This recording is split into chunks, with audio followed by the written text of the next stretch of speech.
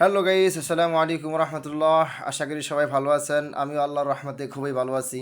আমাদের চাঁদপুরে শীত একবারেই কমে গেছে, শীত নাই বললেই চলে। তো তারাবির পরে ভাবলাম যে মসজিদের কার্পেটগুলো অনেকদিন বিছানো আছে, কার্পেটগুলো উঠিয়ে সুন্দরভাবে মসজিদটা একটু পরিষ্কার করে নিই। দেন যেই কথা সেই কাজ, নামাজ পড়ে কিছু ছাত্রদেরকে সাথে নিয়ে মসজিদের কার্পেটগুলো উঠিয়ে সুন্দরভাবে ঝাড়ু দিয়ে পাইপ দিয়ে পানি ছিটিয়ে মসজিদটাকে ভিজিয়ে নিলাম। ভিজিয়ে নেওয়ার পর উল্ফাটা দিতে দিতে দেখি যে পেটে অনেক খিদে লেগে গেছে। তো কী করলাম, ছাত্রদেরকে পাঠিয়ে দোকানে নাস্তা নিয়ে সবাই ভাগযোগ করে নাস্তা খেয়ে দেন আবার সবাই কাজে লেগে গেলাম।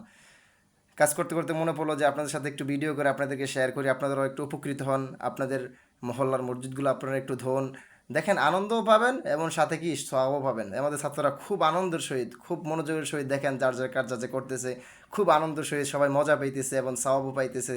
চাইলে আপনারা আপনার মহল্লার মসজিদগুলো এভাবে সুন্দর করে সবাই মিলে, এখন তো শীত অনেকটাই কমে গেছে, মসজিদের কার্পেটগুলো উঠিয়ে সবাই এভাবে পানি দিয়ে সুন্দরভাবে পরিষ্কার করে নিতে পারেন।